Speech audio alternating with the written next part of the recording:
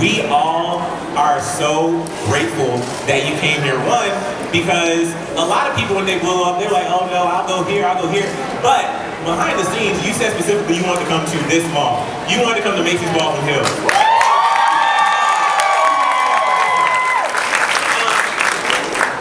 I had to make sure before I met you today that I went to the steam room. I had my skin glowing because last night you were on Instagram talking about the glow up, and I wanted to make sure I was glowing for you. Just so you know, I did this for you. I had to make sure I had the suit fitted and everything, so this is all for you. You look great with a pop of red. I see you. I see you.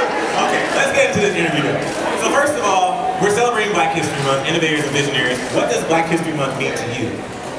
I mean, it means a lot. You know, I came from a family that, you know, raised us to be proud of who we are and where we come from, and you know that it is the shortest month of the year, but we still will take what we can get, and I think it's just such a prideful month. It's so fun to be able to just celebrate ourselves, which we do all year long. You know, we don't just stop in February. We don't start in February. But it very much feels like a month of celebration and remembering and honoring one another. So, what do you currently think about like the messaging and teachings that we're getting about Black history? Because growing up in Atlanta, I grew up in a neighborhood where it was all taught to you. It was one of those things where it wasn't, we didn't learn about our history. We learned about it in Atlanta, my suburb, but I feel like we don't get a lot of that in many parts of the country, but now we have a lot of shows and we have a lot of movies that are explaining these stories. Stacy, what's good? I tell you, I keep talking to people. Do you feel that we're trying to get to a place where people find it easier to find out about their history? Yeah, I mean, I think there's just a lot of resources available to be able to find out about your history. I feel like now there's a lot of pride associated with, you know, knowing about your culture, knowing about where you come from, and being public about that, not being afraid to speak out about that. You know, you don't have to, in whispers, be like, Black people are beautiful. Now people are like, I see that shouted out everywhere, like, Black girl magic!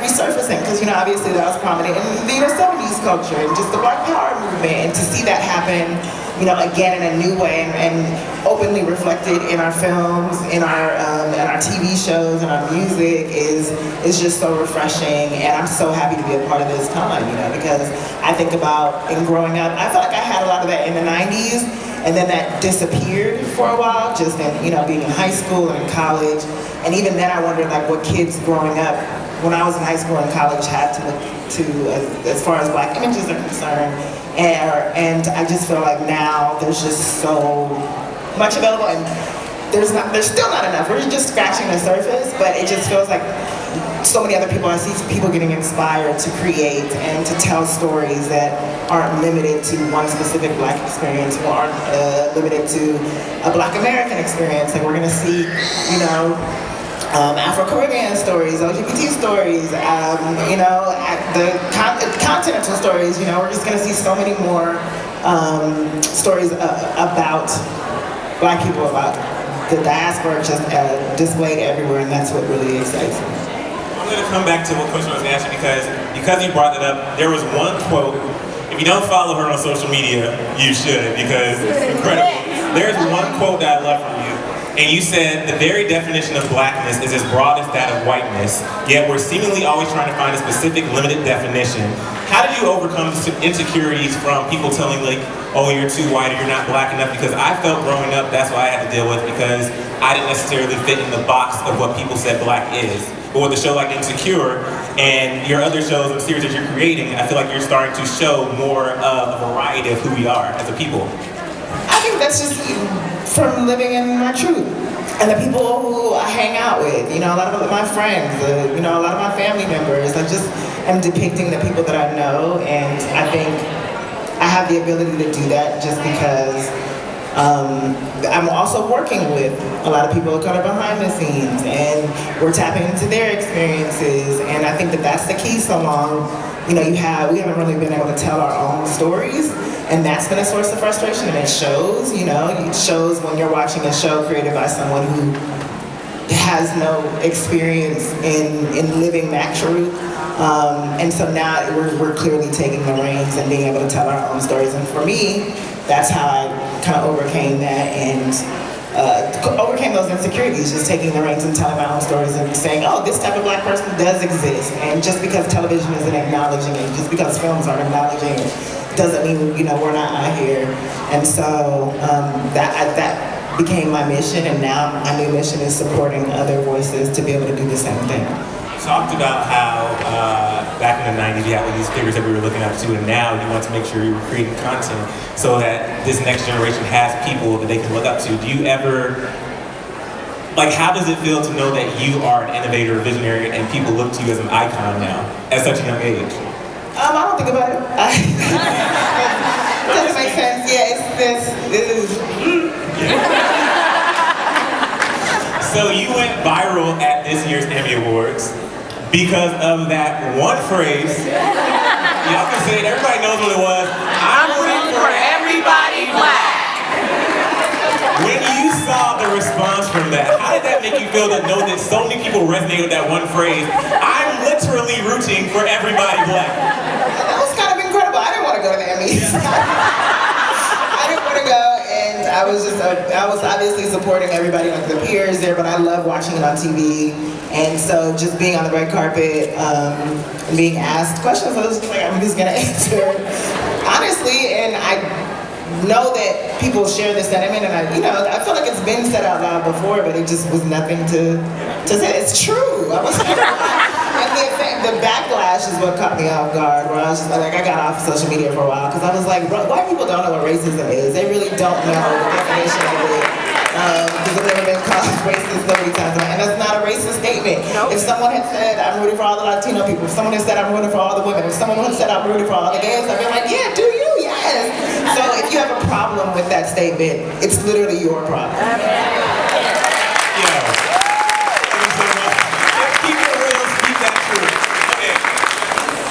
Speaking of your social media, when you went to the Black Panther premiere, and after that you were talking about how you were so inspired. What was it about that film that gave you that inspiration? I was saying this earlier, just first of all, being in the theater, being on the red carpet, seeing everybody looking just beautiful, and then being in the theater before the movie started, and just in a room with all these people of color, all these Black people who were just excited for not only the movie, but for the movie to do well. And for Love that. What I felt after seeing all the photos, everybody's Insta stories was, damn, I really need to get my outfit together. Because y'all came through with the outfits. They did. We're playing, they said dress royally, and you don't have to tell Black people twice. I saw Chanel on there with a crown. I was like, oh, you was a real literal. Okay. You want me to be extra? Okay, I got you. There's been this shift, and I'm so grateful for it because, and we talked about this a little about this earlier, but we're starting to hear more stories. So specifically with Moonlight, when I saw Moonlight, I was in tears because I felt as a gay Black man that I had never seen my story so beautifully told to where I didn't feel judged. I felt like now, if you share this story, maybe people be more open, because in the church we didn't talk about homosexuality. It took so long for my father to even say those words to me.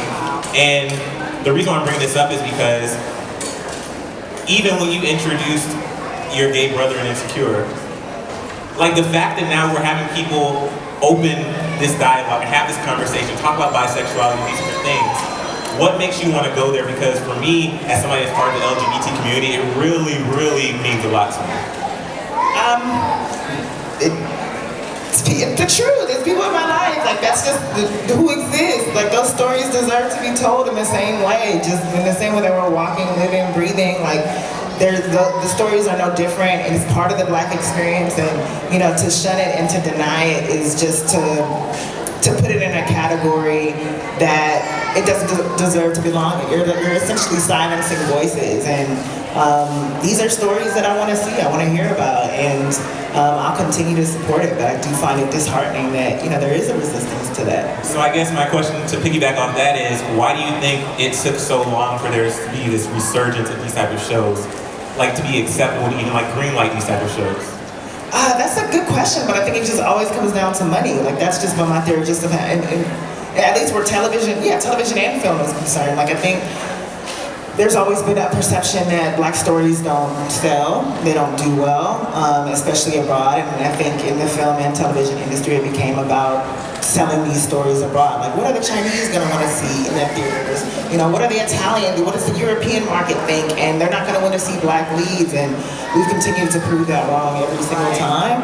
And so I think that has definitely helped to executives to say, oh, well, maybe it does sell. Let's meet some new voices. Let's see what's happening. Let's try to do what Jeandra's doing with Carrie. Let's replicate that. And then even finding like, no, it's not enough to replicate what Jeandra did with Carrie by hiring, you know, Bill and Jim to do it. You need to get voices that actually lived those experiences to be able to tell authentic stories. And I think what we're seeing now is just an auteur-driven movement where you have people who are taking the reins and telling their own stories, and people appreciating that and being hungry and thirsty for these authentic, real stories and experiences that we haven't been seeing this whole time. So speaking of authentic and real stories, you have quite a few new projects coming up. For those who don't know, can you tell us a little bit about those projects and what we're kind of going to get with that? I know one of them is Him and Her, which I can't wait for. And you have one that's literally based off Windsor Hills. Yes, so yeah, Him or Her is written by Trayvon Free. It's, you know, his story about his experiences as a bisexual black man. I'm telling a story about, I'm co-writing a story about Windsor Hills called, why am I drawing a blank? It's too much stuff. It's about Sweet Life after Frank Ocean. And it's just about, black teens living in Windsor Hills and going to high school. And I'm doing a terrible job describing it. And then the third project is a 90s family drama written and created by Angela Flournoy, who wrote The Turner House, an incredible book. And that is essentially like a Black Wonder Years in a way, but it's really, really stellar. I can't wait for people to see that. And then working on several other television shows and movies, just developing behind the scenes. I love that. Let's give it up for Issa Rae.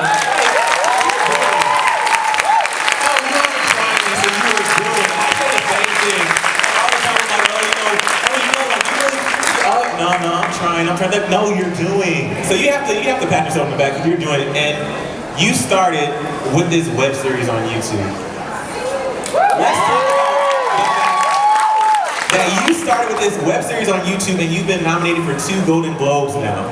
So what was that journey like? Was TV always like the ultimate goal? The ultimate goal? I guess. I mean, I knew that I wanted to be in television and film. I knew that I wanted to write, I wanted to direct and produce.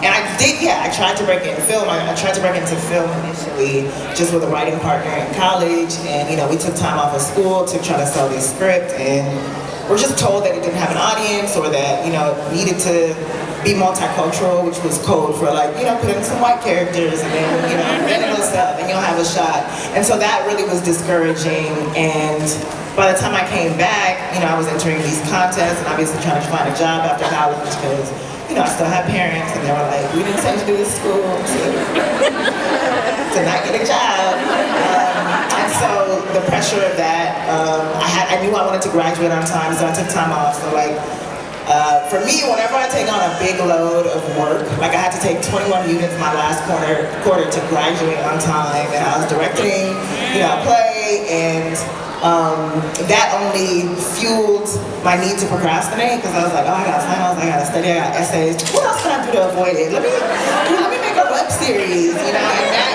came, like the first web series I ever did came about because I was in the bathroom trying to write this paper, and it was like, oh, let me get on Facebook, and it would be so cool to do a show on Facebook, like a soap opera of what it's like to be black at Stanford, like a mockumentary. And so I got the friends that I was directing in the play to be in this series, and I was like, I know their veins, so they're gonna spread the word about it on Facebook, and maybe it'll like spread, and it did. You know, we put the first episode out, and people from different schools were reaching out, like, this is my college experience too. And so for me, I was like, oh, maybe this is the best. Like, I'm not entering contests. I'm not asking anybody to give me a chance to make this. I'm not getting told, no, this doesn't have an audience, or make it multicultural. Like, people are just watching it and enjoying it, and that's so cool, so maybe there's something here. But I still approached my first 2 web series as, like, let me make this so that people will see it, and maybe it'll go on television, and then maybe I can sell it to television. And I was still met with the same response of just like, well, you still need an audience, and we're not sure that it'll sell. And I was like, but people are literally watching it, and these feel like, you know, they're there, and it feels like the first 2 felt kind of commercial to me. So by the time I created Awkward Black Girl, I was like, I'm not even gonna try to take this to television, because if they're not gonna take this college show, they're not gonna take these 3 funny guys.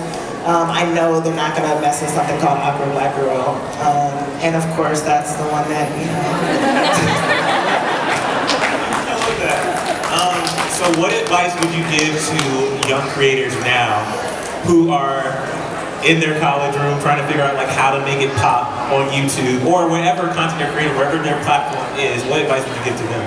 Same advice I always give: to work with the people who are in your dorm rooms, to work with the people who are next to you. Like, that's, like, literally every friend I have, you know, that I've met from, you know, I'm from LA, and every friend that I've met from middle school to high school to a lot of my college friends are from LA. They've all been in my content. They've all pitched in some sort of money, their houses, their help, food, whatever, to help me, you know, bring projects to fruition. And I'll do the same for them in a heartbeat. But like, tapping into them is what's really helped me to be here today, you know? And I think that's the most important thing you can do, especially if you're in school. Like, school is such a bubble, and you're literally surrounded by so many just talented, smart, capable people, and so you'd be foolish not to reach out to them and say, hey, let's do this together. And even, you know, just in your community, in your areas. I had to come back to LA to appreciate what I had here. You know, I thought I wanted to live in New York, and even though I was like broke, struggling, crying, got robbed, I was like, but they said if you make it here, you can make it anywhere. I came back to LA to visit, and 2 of my friends, one, you know, was the writing partner in college, another one was from college but was studying to be an agent, and they were like, bitch, why are you like willingly struggling in New York when you could be here? Like, I'm here, she's here, like, we could be making stuff together, we could be working together, it would just be easier if you were here. And I took for granted like what home meant, like being able to work at home, have access, live at home with my mom, who would still wake me up at midnight to do the dishes, because I left 1 dish in the sink.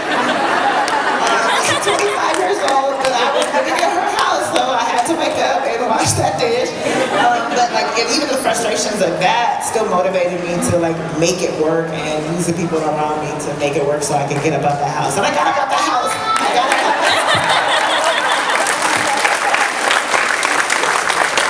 It warmed my heart so much that your family showed up, your mom showed up. You know what my mom said? So I don't know if your parents are like this. Are you recording this so she can see this? So my mom was literally like, you didn't tell me about this event, Emil. Sending me through text, I'm like, Mom, yes I did. And my mom does like this passive listening where I'm like telling her news, she's like, oh, okay. And when I posted on Facebook, she saw the comments, she's like, oh, I didn't know I would have flown out there, because she works for Delta, she knew I would have flown out. I didn't know about that. Well, just tell her I said hi. So Sharon Ennis says hello. Please tell your mama hello. And let me get a hookup on that Delta plane. So you talked about some of your lowest moments, like you were robbed and stuff. I have like some quotes to get me. Do you have like one quote or one like phrase that was ever told to you that really gets you through in those low times? People hate this expression, but like, I do believe that everything does happen for a reason. I do. Because even those days that I was lamenting, like not making it and things going wrong, like I got robbed right before I was supposed to take this treatment to, you know, an executive that I thought would be my big shot, and I lost all my materials. And even that, like, was like, that just wasn't my path. It wasn't my time at that point. And even thinking about if I had made it younger, you know, like if I hadn't made it before I knew who I feel like I know who I am right now, and to be able to have some sort of success on this, at this age is so much better than, you know, if I had been 19, 20. I was just saying the other day, like I set an unrealistic goal to be like, at 19, I'm gonna get an Oscar by 20. And I didn't have a script, I didn't do any kind of work, but I was just like this stupid goal that I felt like I needed to have. Like, I'm gonna get this Oscar, and there was nothing attached to it. And if I had success at a younger age, I wouldn't know myself, but I say that I would have been an industry hoe, just saying yes to everything. Like yes, and not like that though, not that kind of hoe. But just like yes. And to be able to like decide, you know, what I want to take on and what I want to say yes to is already so powerful. And I'm so grateful to be able to do that. Do you feel like with your shows that it's difficult to tackle the serious stuff and the funny stuff? Because one minute you're talking about infidelity, the next minute like you're I don't think I can say the rap one here, but like you go from one extreme to the next. Like how do you balance that so well? I think that's what life is. You are going from one extreme to the next, and I think that's also kind of what being Black is. It's just like constantly balancing the tragedy with the comedy, or finding the comedy in tragedy. And I love that about us, and I love that about just what it is that we go through. And that's something that we try to maintain throughout the show, of just like, even in these moments of racism or these microaggressions that these characters experience, like in life, you don't get the moment to be like, dang, something racist just happened to me. Let me just take a whole day to sit and reflect and pray for consequences. And the violins are playing, you know, life stops. Nothing stops when stuff happens. Like, it's really just about how you move after that. And that's what I love to be able to do in Insecure. We don't focus on, you know, the racism of those moments. We acknowledge it, but it's just like, what does that moment cause you to do later? How does that impact your life moving forward? So just tapping into real life experiences. Well, speaking of Insecure, I know music is a big part of the show. Like what is the inspiration behind a lot of the songs? Like how do you choose? I know you have somebody who curates all the music, but are you collaborative on that? 100%, yeah. You're like, that's my jam, I want that for this scene. For sure, like music is a huge part, and we do work with amazing people. Our music supervisor, Kier, is outstanding. Me and Melina, who directs the series, we're getting battles over songs, just like, no, we putting this in there. No, this doesn't fit, girl. Yes, it's a jam, but it doesn't fit like, she's crying. You can't play, like, pop that, play that while she's crying. So, but like that, in terms of setting the mood and in just giving the vibe of, you know, LA, of just supporting female artists, independent artists, it just feels like that's just so central, because that's also kind of where we come from. But yeah, that's something that I knew just in having a show that the music would play a huge part. You're low-key like my best friend in my head already. But I also reference you to my friends like the Queen of Turn Up, because your parties literally like are on another level all the time. Do you have that one go-to song, like your turn up song? Are you getting ready? Mine is Knuck If You Buck. Like you have that one song where you're like, oh, this is the one that's gonna get me turned. Wipe Me Down, the remix.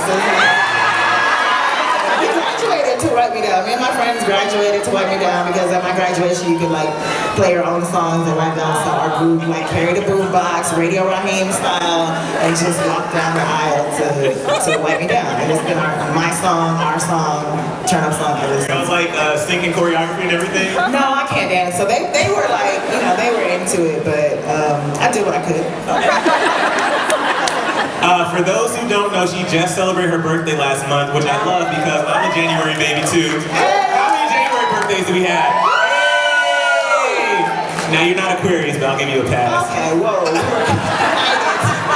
2 seconds ago. Oh man, Issa Rae. So look at what this beef did. it's gonna be all the way up. Okay, so you talked about this area. You grew up in this neighborhood. Was this your local Macy's? Yes, it absolutely was. Yes, my mom would take me shopping here for back to school, or I would ask her to, and then sometimes we'd end up elsewhere. Okay, I love that you said it, because was this one in Atlanta? We had Greenbrier Mall, that was the closest mall to me, okay? And it was Macy's and Burlington, those are the two major stores. Macy's and Burlington. So Burlington, you know, but Macy's I love. And I would go to Macy's, I'm like, Mom, you know, can you give me that Sean John? She was like, oh, we can look at it. Yep. TJ Maxx got Sean John. Downtown has Sean John or Rockefeller. Marshall, yeah. So was it one of those things where if you came to Macy's, like, it was like a big deal she got you something here? 1000%, absolutely, yes. Right? You know what it is. Like, yeah. What other restaurants or stores in this area are still like your go-to where on a random day you're like, oh, I gotta hit that place up? I mean, that mall has come up. I mean, because you know, like it has changed a lot and has so many more options. So it's just like, but the Pan African Film Festival used to be, I mean, it's still here. You know, my home is volunteering here this year. I don't know if this one has the barbecue spot. No, that's gone. But like there used to be a Golden Bird here. Yeah. I mean, I still love Post and Beam. I come here, we feature Post and Beam in the show. I'm drawing a blank, but I come here all the time. I love, like literally I was talking to my co-host for my podcast, and I was saying, right as the season finale, and I was like, guys, I think about 2 weeks. What I want to do is go to all the locations in Issa's show and take pictures in front and do a thread. We ain't do it. We need to do that, make it happen. We have some audience questions. The first one says, what is your advice for future comedy series writers? Oh, that's a great question. To read a lot of scripts, watch a lot of comedy shows, and see what you're doing differently. You'd be surprised how many people are like, I have this idea, and they think that it's original, and they think that they're the first ones, and it's like this. Everybody's pitching this idea, or what is your take on it? What makes it different? So I think in watching and reading a lot, you'll find what your voice is specifically, how your voice is specifically distinct that'll stand out and make your voice original. So read and watch a lot of comedy. Who are your dream collaborators? Dream collaborators right now, I mean, are Ava DuVernay and I said Donald Glover. I mean, I've always loved Donald Glover for my life. He's been a huge inspiration just in my life and in terms of pursuing what it is that I'm pursuing. Like, he started off online, making internet videos, which a lot of people don't know, and that definitely was like, for me, like, oh, if he could do it, I could do it. How has this whole Time's Up and Me Too movement affected what you're working on in your projects? In a way that I haven't felt that it's felt before, and it just feels like we're, especially in the writer's room, we're so much more bold in the stories that we decide to tell, the things that we decide to say, unapologetic, and it's kind of forced us to examine our own lives and take a look at how we've been affected just by sexual harassment, by pay disparity, like all these different things that affect women that we've kind of grown accustomed to, and to figure out the best way to expose it and to change it. So in that way, it just feels like we're so much more aware than we were maybe a couple of years ago or even last year, in a very, very powerful way. I talk about this sometimes because there was this shift in my start as a host on camera started doing the Scandal After Show at AfterBuzz. And there was this moment 2 years after I actually met her at Golden Globes after party, Kerry Washington. So nice, took a picture of me and everything and said she watched the show, all the different stuff. It seemed like when Kerry came back to television, remember it was like this big deal because she was like the first black lead in so many years. Absolutely. Do you think that was one of the things that started this shift? 100%. I do credit Jeandra with, Scandal and Kerry and like even just social television. I think Scandal was one of the first shows, if not the first show, to be heavily on Black Twitter's radar, and to show people that it's more than just about ratings. Like, if there's a community, there was a hunger to see a Black female lead on television, and two, like, Black people watch television and we love to talk about it, and I think that for sure will be looked at, that show, her being cast in that lead will for sure be looked at as having sparked or helped to spark a renaissance. Now see, I just went back to my regular questions. I did one audience question. What shows are you into right now? Because I know you're busy, but what shows are you into right now? Yeah, I haven't been able to watch a bunch of shows. Like, I've seen a couple of episodes of Grownish, and I love that. And I'm not caught up on them, so I don't want any spoilers. Obviously, I'm a huge Game of Thrones fan. I watch a lot lot of stuff. It's really about what I don't watch. What did I just find myself watching the other day? I don't remember, but I watch a lot of television when I have time. And I want to watch Black Lightning too. I've heard amazing things about that. I know a lot of people in that too. Let's take another audience question. Which authors are really inspiring you at the moment? I always shout out Bernice McFadden. I think what Roxane Gay is doing is amazing. I love, like I mentioned, Angela Flournoy. Francesca Ramsey, this is gonna be her first book, but I started reading her book. What's it called? Francesca Ramsey's book. Well, that escalated quickly, yes. That's really, really good. But yeah, anything that I stumble across, like I love nonfiction for the most part, so when I do read a good fiction book, I stay with that author for a while. When did you know this was something you wanted to do? I don't know, every time I think about that, it feels like it changes. I mean, I'll say that my most typical answer is when I saw, I guess, before Love and Basketball, I knew that I wanted to do this, but Love and Basketball for sure made me feel like I could. You know, like I could. Just seeing, you know, a Black woman who wrote, directed, and co-produced this story, this basic love story, and set in my neighborhood, it just felt like so tangible for me in a way that it hadn't before. So, you talked earlier about who you want to collaborate with, but are there any current icons that you look up to and you think others should be looking up to? My icons are very basic, just in the sense of just like I like the Beyonce, to be honest, like in a way of just like I love that. Yes, there is a construct, but you know that they work hard. You know that they're like killing it. And so, and just the amount that they get done in a 24-hour period, I envy. And I put Ape on that level too. It's just like, she has a lot of hours. She has more hours in a day than I do. I just know it. I believe it. She's over there manufacturing some hours in some movie. She lives in a movie or something because it's really unfair how much she's able to get done and work on. So yeah, I told you it was basic. I admire people who work hard and who get things done. First of all, Beyonce, Rihanna, Ava, they're not basic by any means. And it's so weird because whenever anybody says Beyonce and Rihanna same sentence now, I think of Tiffany Haddish on SNL when she played Boo Boo Jeffries, and she's like, Rihanna, Rihanna.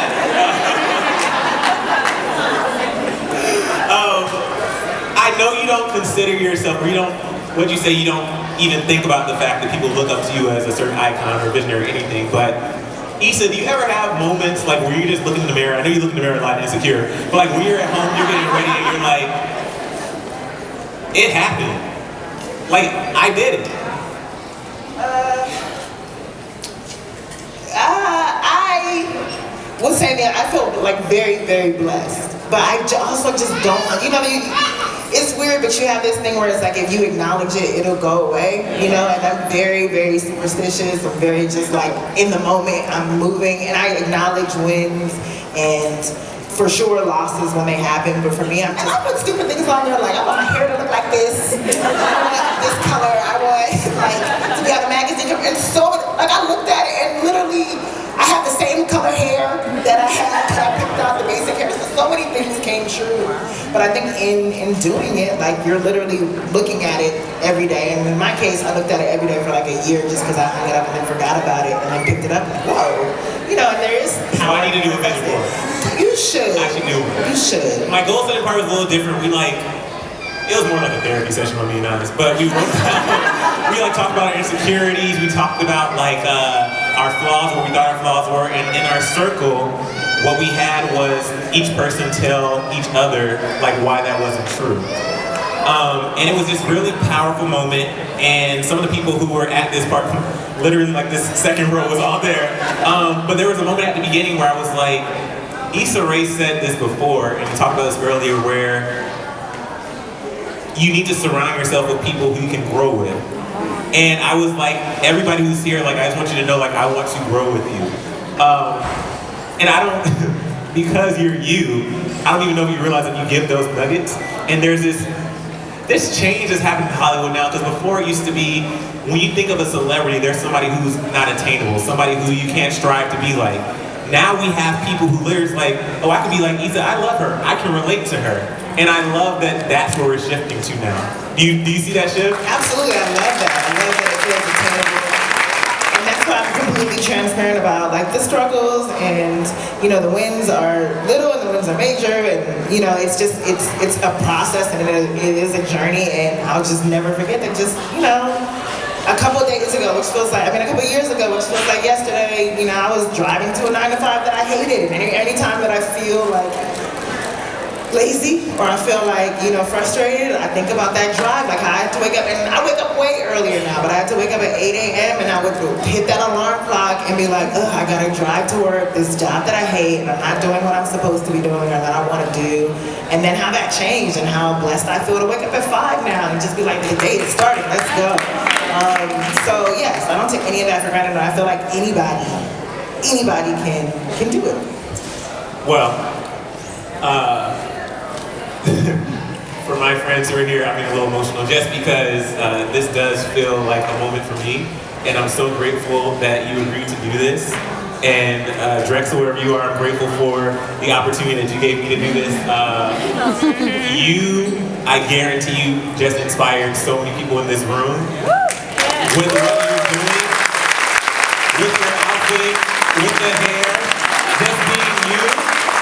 Issa, I think that you challenge all of us to go forth and not only be authentically ourselves, but for every single black person in this room, be authentically black.